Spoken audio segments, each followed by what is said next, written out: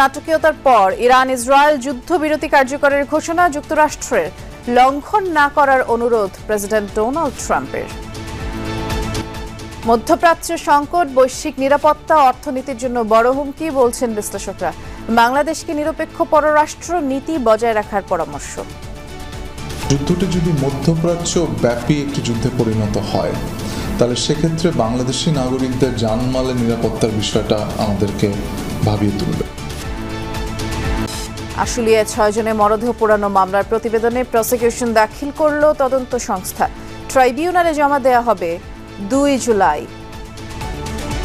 3 দফা দাবিতে শাহবাগে চাকরিচ্যুত বিডিআর সদস্যদের বিক্ষোভ, স্বরাষ্ট্র উপদেষ্টার সাক্ষাৎ চান আন্দোলনকারীরা।